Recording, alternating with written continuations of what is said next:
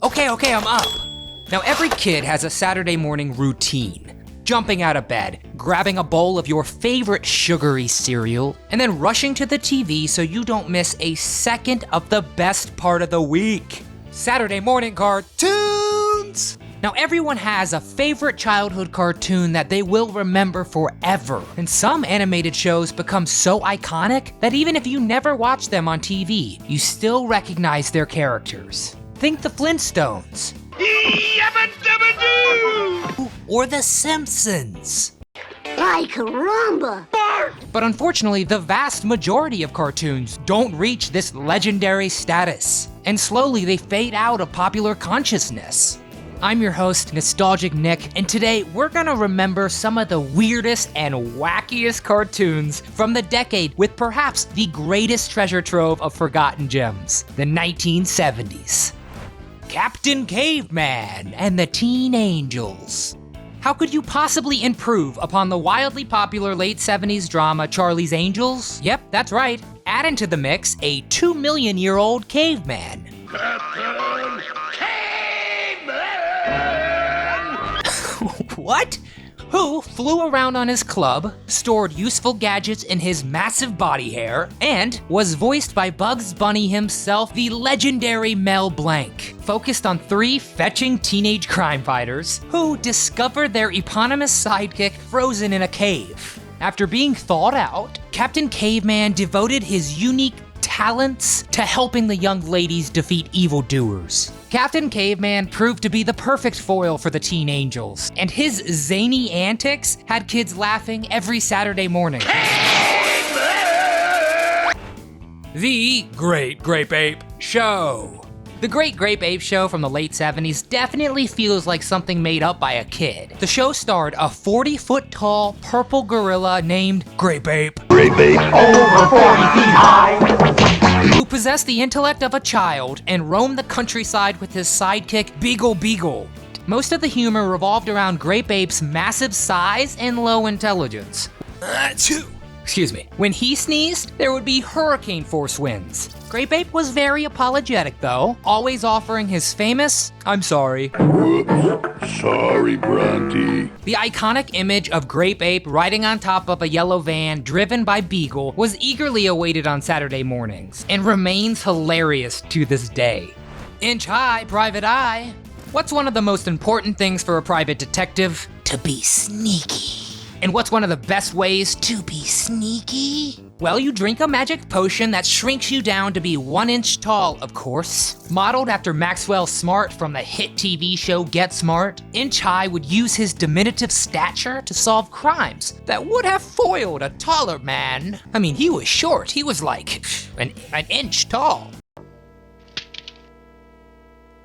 I'll tell you what your future holds. He was accompanied by his niece, her massive boyfriend, and his loyal dog in the Hushmobile. Hushmobile to Uncle Inch. Are you all right? Inch High was the perfect private eye and always managed to bring criminals to justice in short order. Jabberjaw!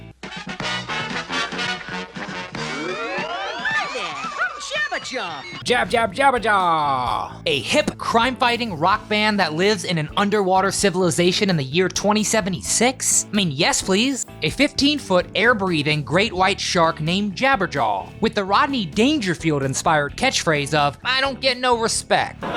My whole life, I don't get no respect. No respect from anyone. Even better, Jabberjaw was a cartoon that merged the classic framework of teenagers solving mysteries with the shark craze that swept the nation after the movie Jaws came out in 1975. And yes, of course, we have an entire video dedicated to Jaws, so if you're brave enough, cue that one up next. The eponymous shark and 4 human members of the band, the Neptunes, would fight crime and foil villains, usually by having Jabberjaw transform himself into a random inanimate object such as a trampoline, parachute, etc. The show would then invariably climax with a chase scene of the group running from the bad guys while one of the Neptunes' own songs played in the background. It all added up to a formula that was perfect Saturday morning fare. Doing, old blubber? Well, don't you remember? the hero always gets the girl.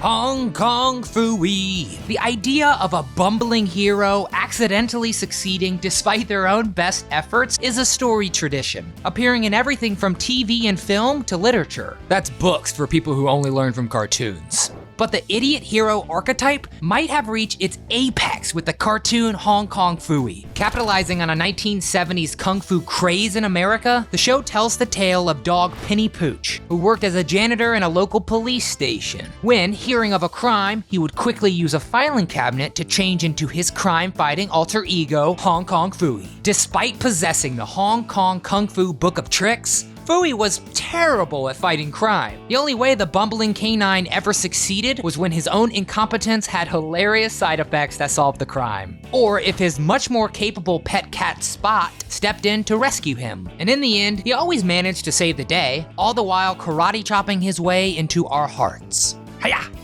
Harlem Globetrotters. An important lesson is teaching kids that there are better ways to solve conflicts than by using violence. Shh, don't tell Hong Kong Phooey. What better way than basketball, am I right? Harlem Globetrotters was the first Saturday morning cartoon that featured a predominantly African-American cast and revolved around the adventures of the famous trick shot basketball team. Driven to their away games by their manager, Granny, the squad would without fail become embroiled in some local conflict. So the Globetrotters always proposed a basketball game as a peaceful solution, which they obviously expected to win handily. But usually, their nefarious opponents would rig the game, so by halftime the Globetrotters would be getting their butts kicked. However, they would come storming back in the second half to eke out a close victory and save the day. A milestone for racial diversity, Harlem Globetrotters was certainly a slam dunk every Saturday morning. Help! It's the Hair Bear Bunch! Replace girls with bears in Cyndi Lauper's hit song Girls Just Wanna Have Fun, and you'll roughly have the premise of early 70s cartoon Help! It's the Hair Bear Bunch. Every episode began with the bears breaking out of their cages using their invisible motorcycles. Those things looked so cool. Once free, they either embarked on get-rich-quick schemes or played hilarious pranks on dim-witted zookeeper Mr. Peevely. And after wrapping up the day's shenanigans, the bears were always able to sneak back into their cages, leaving Mr. Peevely none the wiser. All three bears dressed in counterculture clothing and were portrayed as hippies who just wanted to have a good time living their best lives. Partridge Family 22 AD. The Partridge Family is an early 70s sitcom about a family band struggling to make it in the music industry. Now take that premise, animate it, and have it take place more than 200 years in the future, and voila! You have Partridge Family 22 AD. And if that sounds bizarre, that's because it 100% is. There's never any explanation as to why the family is living so far in the future, and the show borrowed heavily from the Jetsons, with flying cars, houses in the sky, and even the family dog being almost direct copies. The suddenly galaxy-famous singing group is also quite a bit more successful than in their live-action show, which seems appropriate given how they've had 2 centuries to perfect their act. It's Funky Phantom time! If it ain't broke, don't fix it. Hanna-Barbera must have had this adage in mind when they created this early 70s cartoon, because it's basically Scooby-Doo with one major change. They replaced the title character with a 200-year-old ghost. The Funky Phantom follows a group of teens who travel the country in their loony-doony dune buggy solving mysteries. While taking shelter from a rainstorm in a creepy old mansion, the gang inadvertently awaken the ghost of Jonathan Wellington Mudsey Muddlemore, a Revolutionary War soldier who was hiding from the Redcoats in a grandfather clock when he became trapped and died. I mean, that's just fantastic. Mudsey decided to accompany the group on their adventures, using his power of invisibility to help solve crimes. The Funky Phantom, while being a bit derivative, was definitely still a hair-raising good time.